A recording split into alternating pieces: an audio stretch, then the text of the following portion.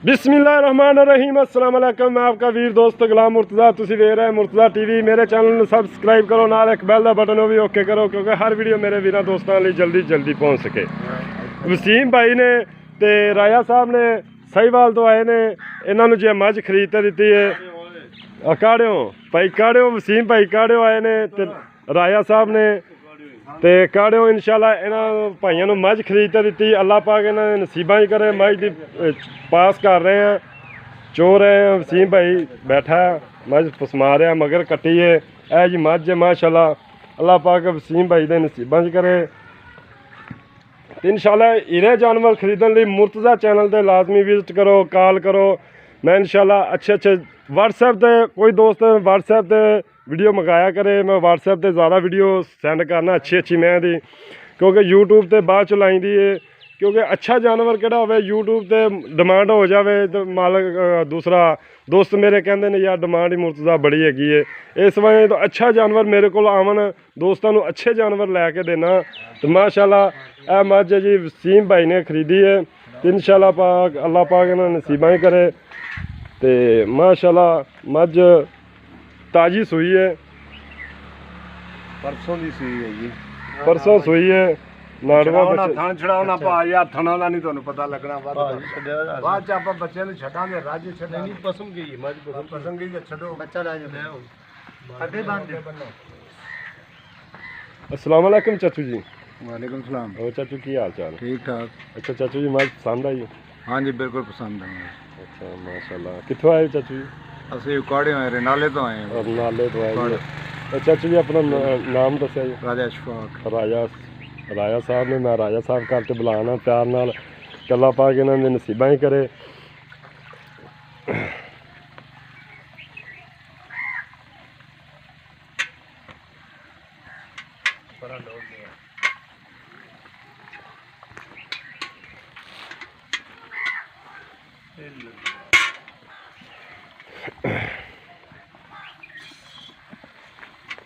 ਅੱਗੇ ਕਰ ਲਓ।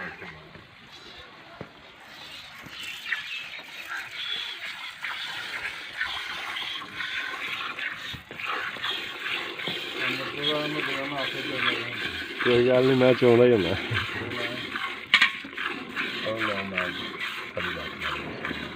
चाहता कोई गल नाम वसीम भाई।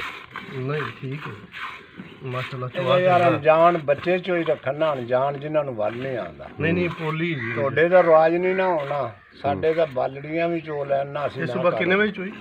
ਇਹ 7:30 ਪੌਣੇ 8 ਵਜੇ।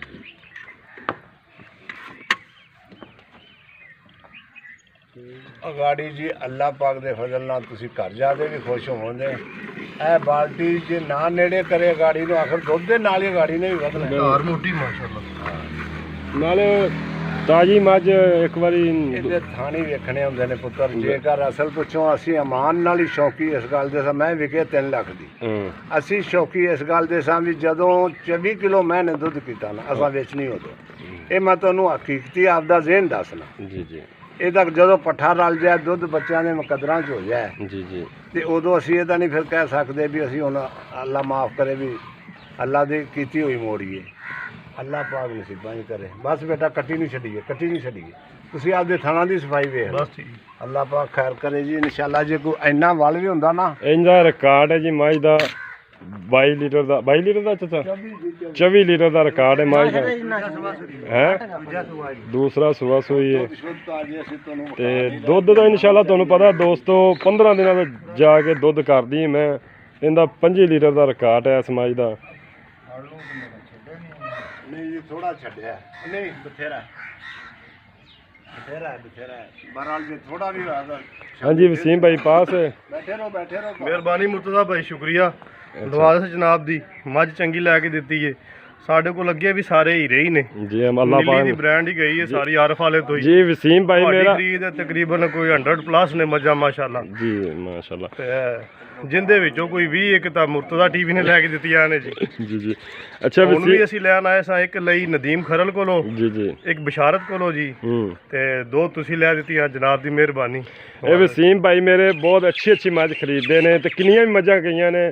ਇਨਸ਼ਾਅੱਲਾ ਬਹੁਤ ਰਿਜ਼ਲਟ ਮੱਝਾਂ ਦਾ ਆਇਆ ਹੈ। ਤੇ ਇਹ ਵੀ ਮੱਝ ਇਨਸ਼ਾਅੱਲਾ ਵਸੀਮ ਭਾਈ ਤੋਂ ਮੈਂ 20 ਦਿਨਾਂ ਬਾਅਦ ਇਹਦਾ ਮੈਨੂੰ ਦੱਸਣਾ ਹੈ ਵਸੀਮ ਭਾਈ ਵੀ ਮੱਝ ਕੈਸੀ ਹੈ, ਜੀ ਠੀਕ ਹੈ ਕਿਉਂਕਿ ਜੀ, ਤਾਜੀ ਮੱਝ ਵਸੀਮ ਭਾਈ 4-5 ਕਿਲੋ, ਕੋਈ ਐਵੇਂ ਕਹਿੰਦਾ 20 ਲੀਟਰ ਦਿੰਦੀ, ਤਾਜੀ ਮੱਝ 4-5 ਕਿਲੋ ਤੋਂ ਉੱਤੇ ਦੁੱਧ ਨਹੀਂ ਦਿੰਦੀ। ਹਾਂਜੀ ਤੇ ਇਹ ਇਨਸ਼ਾਅੱਲਾ ਦਾ ਕਿਹੜੀ ਮੈਂ ਹੋਵੇ ਖਾਨਦਾਨੀ ਉਹ 15-20 ਦਿਨਾਂ ਤੋਂ ਜਾ ਕੇ ਦੁੱਧ ਚੜ੍ਹਦੀ ਹੈ। ਅੱਲਾਹ ਪਾਕ ਇਹਨਾਂ ਨਸੀਬਾਂ ਹੀ ਕਰੇ। ਅੱਛੇ ਜਾਨਵਰ ਖਰੀਦਣ ਲਈ ਮੁਰਤਜ਼ਾ ਚੈਨਲ ਨੂੰ ਲਾਜ਼ਮੀ ਵਿਜ਼ਿਟ ਕਰੋ। ਇਜਾਜ਼ਤ ਦਿਓ, ਮਿਲਣੇ ਅੱਛੀ ਵੀਡੀਓ ਨਾਲ। ਪਾਕਿਸਤਾਨ ਜ਼ਿੰਦਾਬਾਦ। ਅੱਲਾ।